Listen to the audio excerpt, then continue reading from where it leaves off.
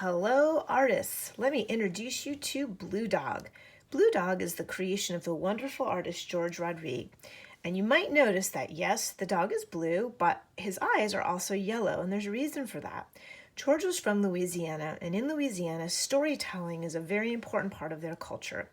There were stories that were handed down from generation to generation, and when George was a little boy, one of the stories that he heard was about a creature that was called Loup Garou, and that is Cajun for werewolf, loosely, that's the translation.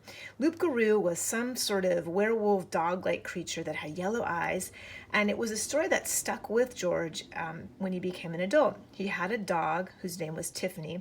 Tiffany looked just like Blue Dog, except that she wasn't blue, but her shape was the same. And so when Tiffany passed away, he loved her so much he wanted to do something to honor her.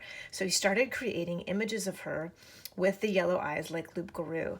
Now, you'll notice that in these pictures, every blue dog is in a different location. So sometimes Blue Dog is in the mountains, sometimes, oh gosh, he's with a crocodile, sometimes he is wearing fancy clothes, maybe going to a party.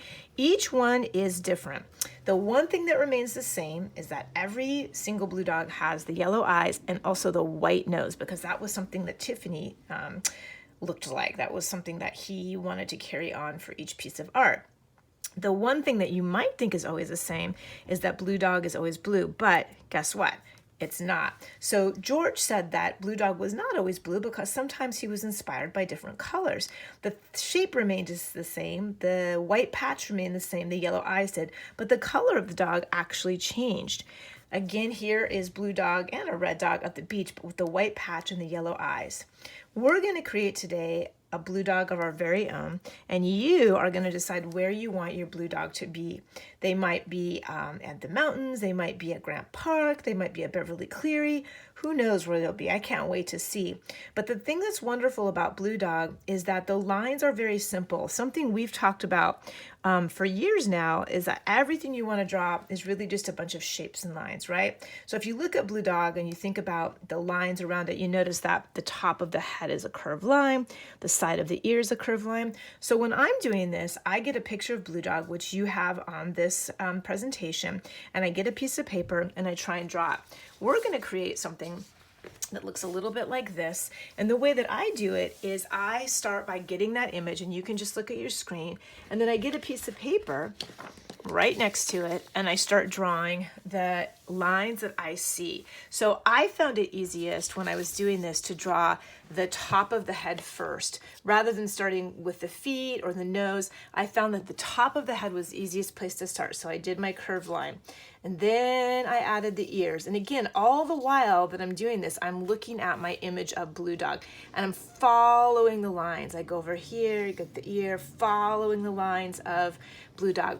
The part that I do next, I stop right here and then I try to get this dog the patch of his nose right in here, because this patch actually goes into the body. So for me, it was easiest to stop here on the head and then do the patch. Now, you don't have to do it that way. I'm just sharing some things that I found that worked well for me. You need to do what works for you. But that is a good way to get the proportion, knowing that his nose, if you'll notice here, falls a little bit below the head and into the body. And then I'm following it down, I get his feet, he's sitting like he's sitting down, and so two of his feet are behind him. And that is the classic pose. Let me show you again here. Blue Dog is usually in a sitting position, so you're sometimes seeing all 4 feet, but usually you're seeing 3. Again, you can choose what you want to do. The one thing you might want to consider keeping that nose white, keeping the eyes yellow, but other than that, it's really open-ended. You want to decide where your dog's going to be and draw that in the background. For coloring, you can literally use anything: crayons, color pencils, markers, watercolors. You could combine some of those and do different things. You want to make the background really interesting and full of detail because, again, every different time that George Rodrigue did these blue dogs, and he did many of them, they were someplace else. This was one of my favorites too. He just looks like a happy dog. So you're going to decide where you want yours to be. I cannot wait to see what you do with these. If you have any questions, let me know. Please send me a copy of what you do. I'd love to put all these together in a blue dog collage because that would be so fantastic. I hope you enjoy doing it. I'll talk to you soon. Bye-bye.